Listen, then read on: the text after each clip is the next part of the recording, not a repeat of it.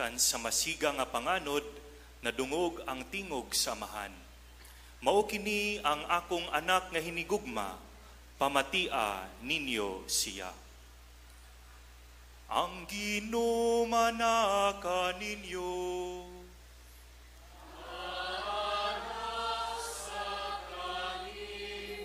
Kinutlugikan sa Ebanghelyo sumala ni San Lucas.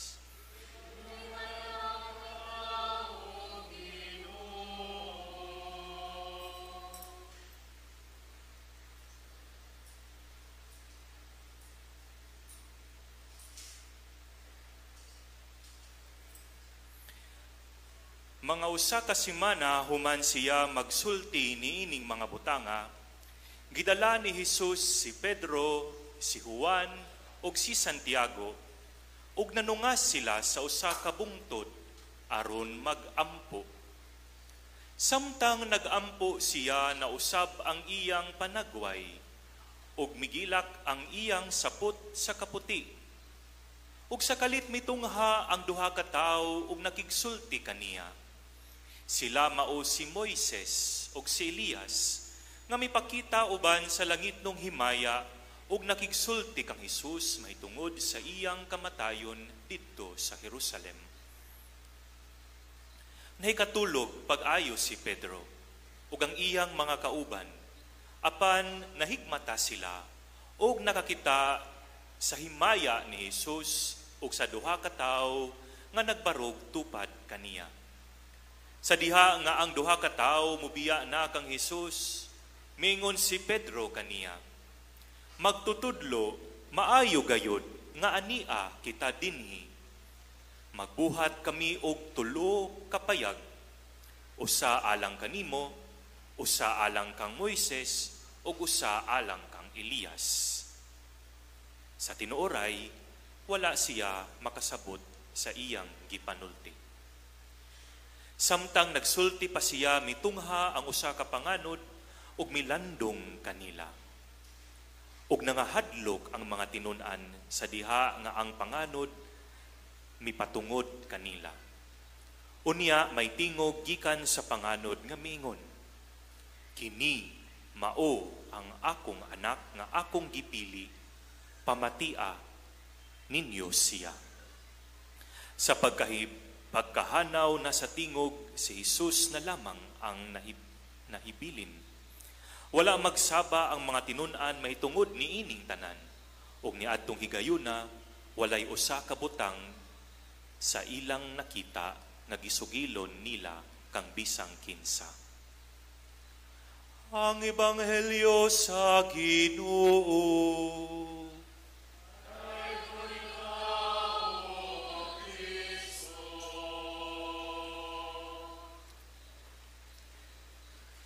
Mga igsoon ko ni Kristo, maayong buntag ug malipayong Domingo kanatong tanan.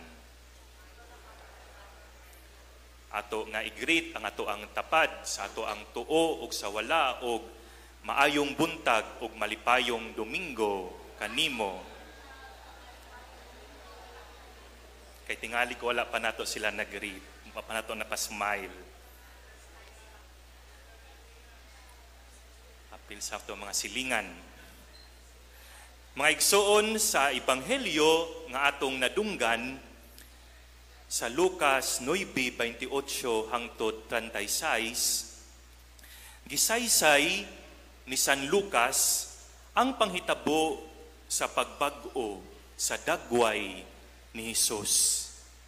Kini gitawag nga the transfiguration of our Lord Jesus Christ dito sa bungtod sa Tabor,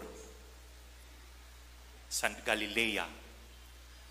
Nasayod kita nga si Jesus, mga igsoon, adunay kinaiyang tawhanon o balaanon. He is both human and divine when we are talking of the person of our Lord Jesus Christ. Muna nga dili normal ang pagbag-o sa dagway sa ato ang Ginoo. Gipakita ni Hesus ang iyang pagkadiyos.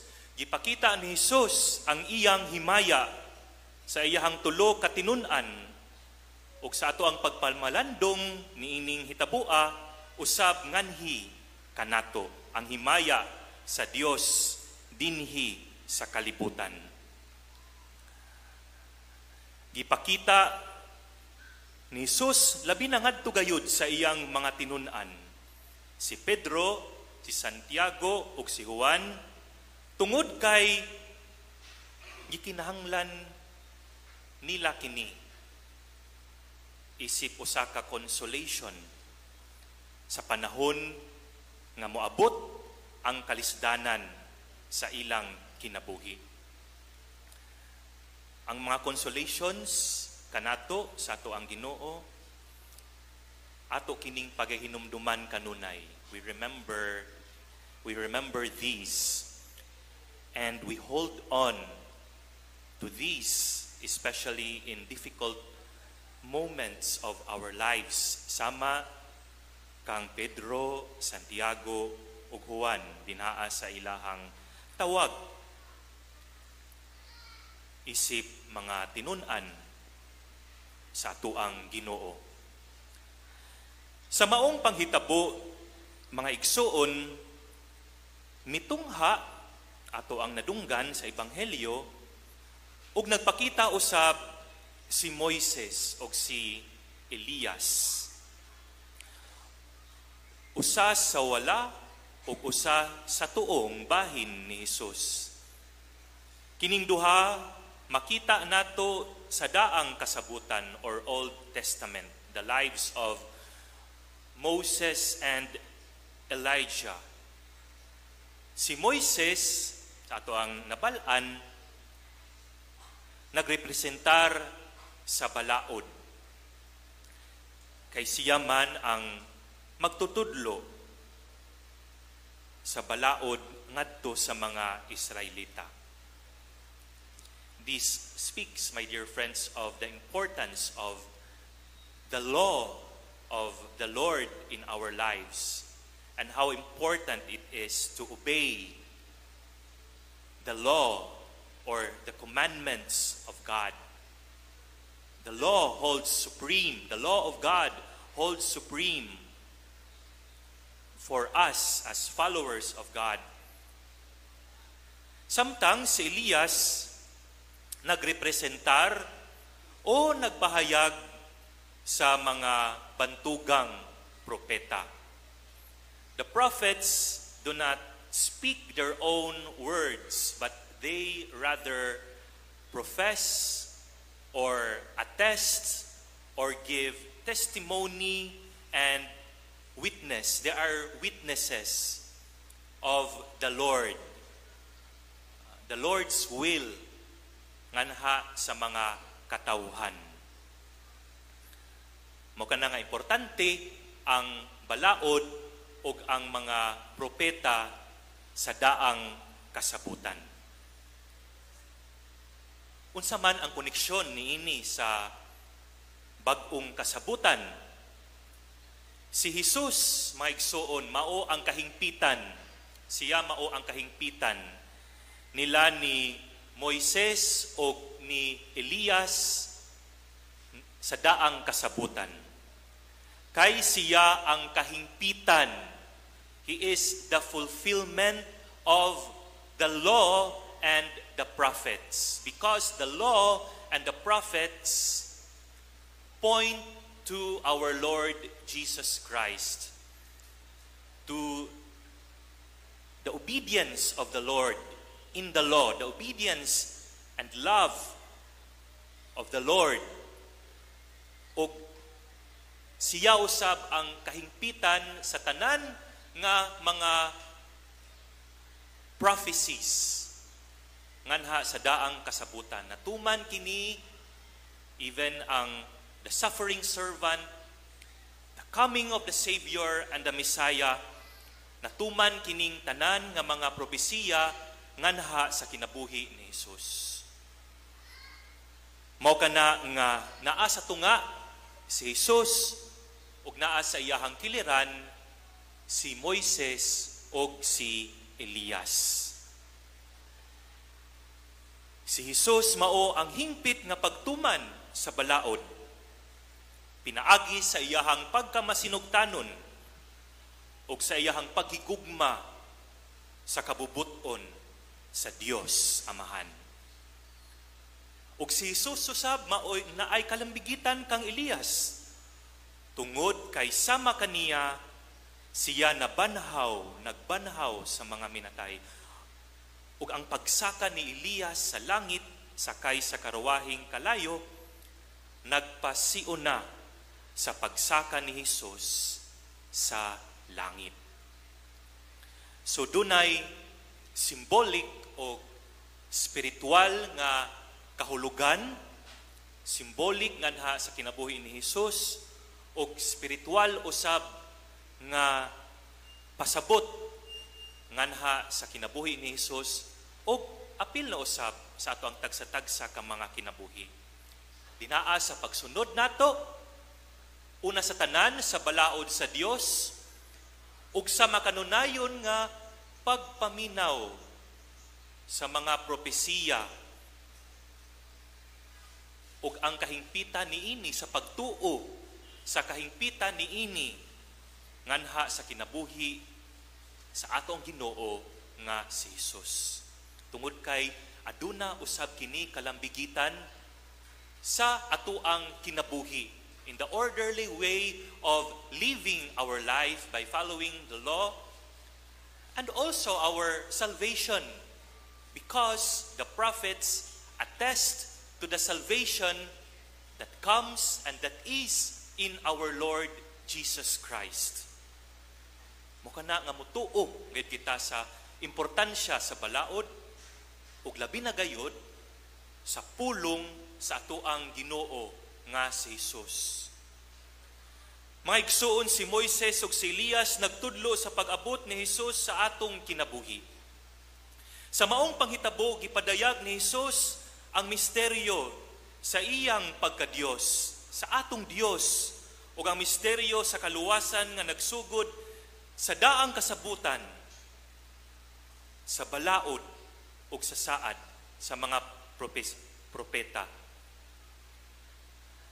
Ang kahayag nga nato ang nadunggan sa ato ang ebanghelyo, ang pagsanag sa biste o sa naong sa atong Ginoo nga si Jesus ug ang pagkadungog sa tingog sa Amahan nagpamatuod sa kahayag nga sa ato ang kinabuhi, sa kahayag nga ipadanag sa Ginoo sa ato ang kinabuhi ug ang klaro nga tingog sa Dios nganhi sa ato ang kinabuhi nga padayon nga nagtawag kanato nganha sa pagtan-aw dili sa kangitngit kundi sa kahayag sa danag ni Jesus sa ato ang kinabuhi ug sa ato ang dalan ug sa pagpadayon sa pagpaminaw sa tingog ni Jesus. Kay ang Amahan nag-ingon kanato, "This is my beloved Son. Kini mao ang ako ang pinalanggang anak. Listen to him." Paminaw kaniya. Mga igsuon, kung gusto kita maluwas, kung gusto kita mahiusa sa Dios, kung gusto kita nga mahiusa sa atoang Ginoo dinhaa sa iyahang kaluwasan, ang tubag sa atoang kinabuhi walay lain kundili ang pagpaminaw sa tingog sa atoang Ginoo ug pagsunod sa iyang kabubuton. Mga igsuon ko ni Kristo, ang ebanghelyo nga ato ang nadunggan karon nagdapit kanato sa laing bahin sa lawom nga pagtuo. Labi na sa ato ang mga hagit sa kinabuhi o sa nagkalain-lain nato nga mga kalisdanan. Hinumduman nato nga niining mga hagit ug mga kalisdanan sa kinabuhi adunay nag-una kanato Si Pedro, si Santiago, o si Juan, mga pinili sa ato ang Ginoo, mga tinawag sa ato ang Ginoo. They are chosen and they are called by the Lord to be with Him. Yet in spite that, human reality as it is, like us, they too experience challenges and difficulties in life. Pero dili nato'y kalimtan, mga igsoon, nga wala kita nag-inusara nining atuang kinabuhi. Tungod kay adunay nag-una kanato o nagpakita kanato sa dalan sa kinabuhi, taliwala sa mga hagit o sa kalisdanan. Kinsa man. Kini, alay-lain, kundili si Jesus ang atong manluluwas. Mao kana nga tuang hinumduman kining tulo ka mga butang. Tulo ka mga butang. Sa pagpamalandong nato sa tuang kinabuhi ug niining panahon sa Kwaresma.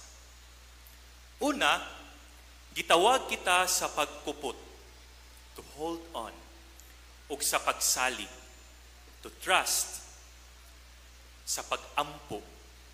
No? Pag-ampo. This is the motor of our lives. Ug sa lihok sa Ginoo. Sa tanang panahon, no? Di lamang kita mag-ampo sa panahon nga kita malipayon, kundili labi na gayod sa mga kasakit ug sa kinabuhi. Pagsalig sa ato ang Ginoo sa pag-ampo ug sa pagsalig sa lihok sa Ginoo sa atong kinabuhi. Sa Ebanghelyo, misaka si Jesus sa bungtod sa tabor aron mag-ampo, ang ato adayng panahon sa pag-ampo, mga igsuon, usa ka anindot, usa ka espesyal nga higayon sa ato ang kinabuhi sa paghiusa nato sa Amahan. Kini nagatudlo kanato nga ang pag-ampo di lang di ay usa ka routine.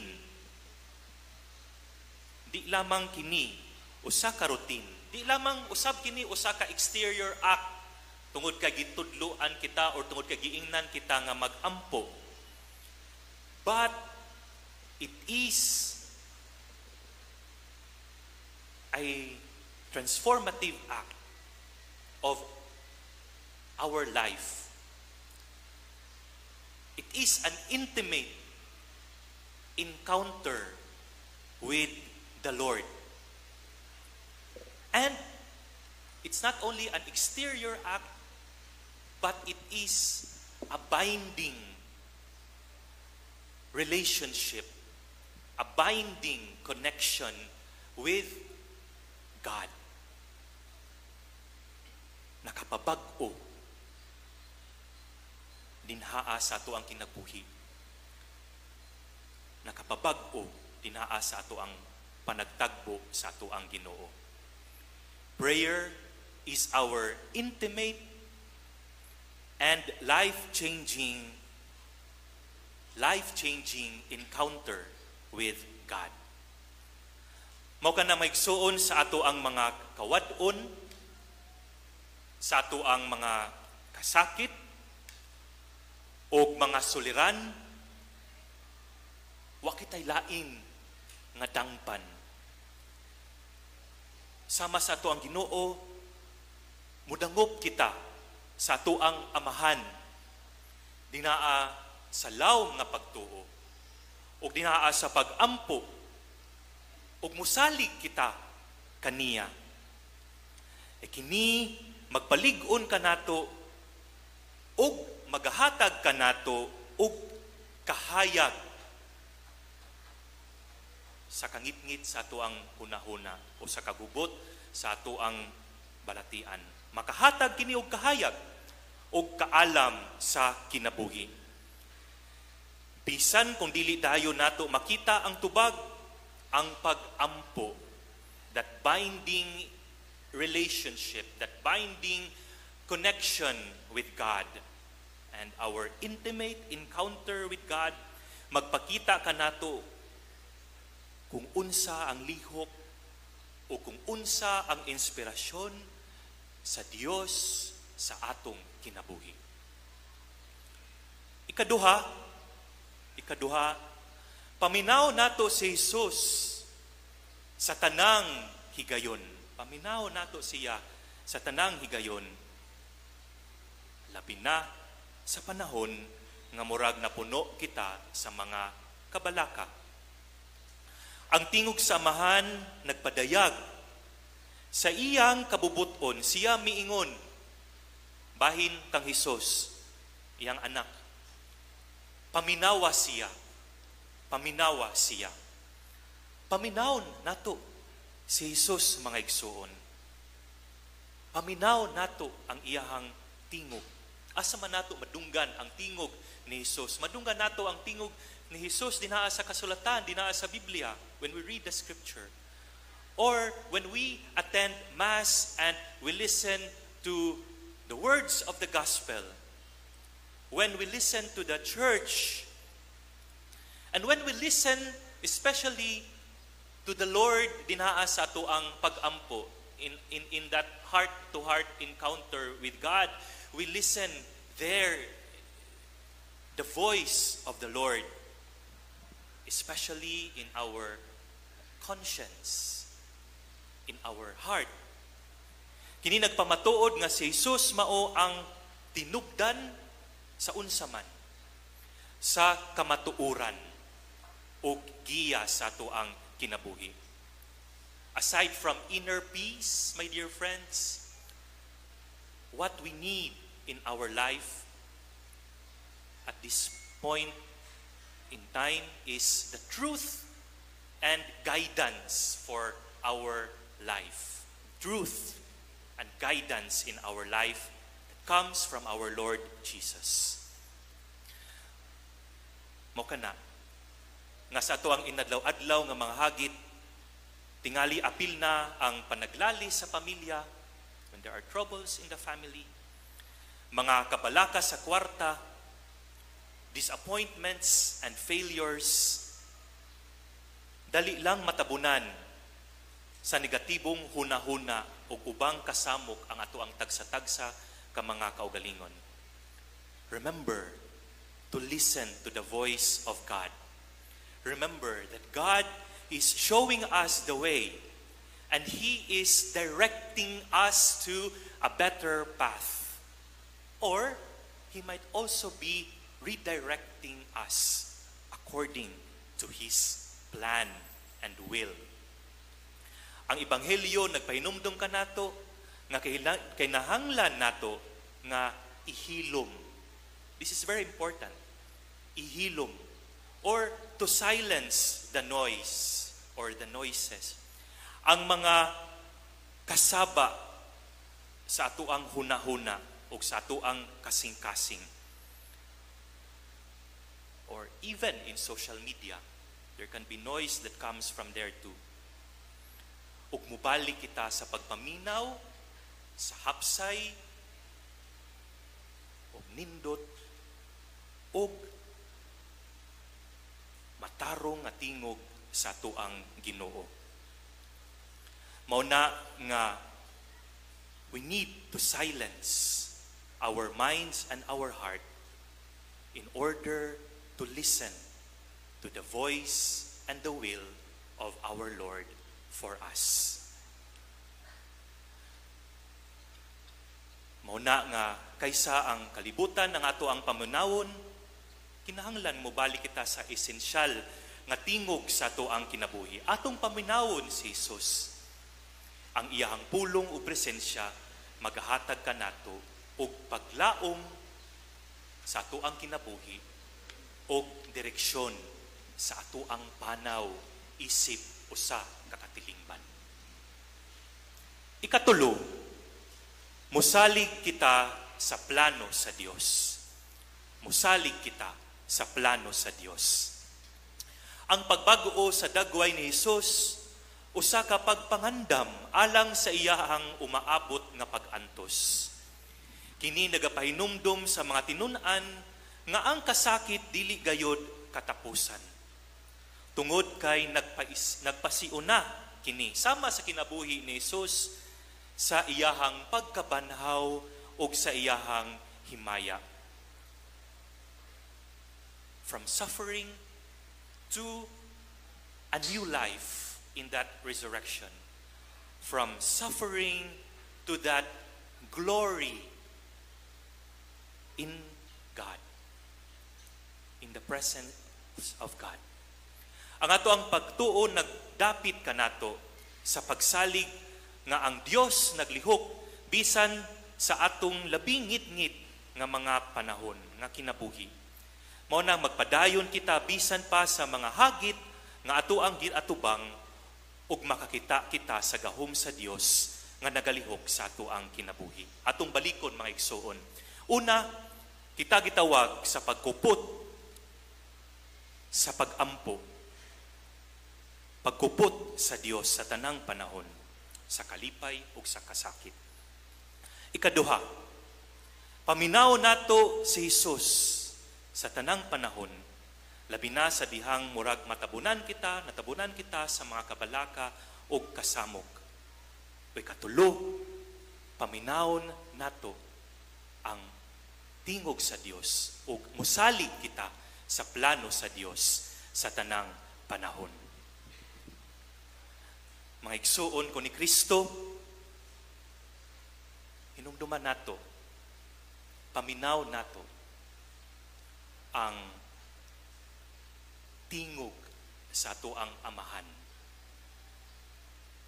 Siya nagpamatuod kang Jesus. This is my beloved Son. Listen to Him. Nagdapit ka nato sa pagbag-o sa atong hugot nga pagka matinud-anon kaniya sa balaod sa Dios o sa mga propesiya sa ato ang Ginoo. Pagka matinud-anon nato isip mga anak sa Dios nining duha ka butang. O labi na gayod niining panahon sa Kwaresma. Paminaw sa tingog sa ato ang Ginoo.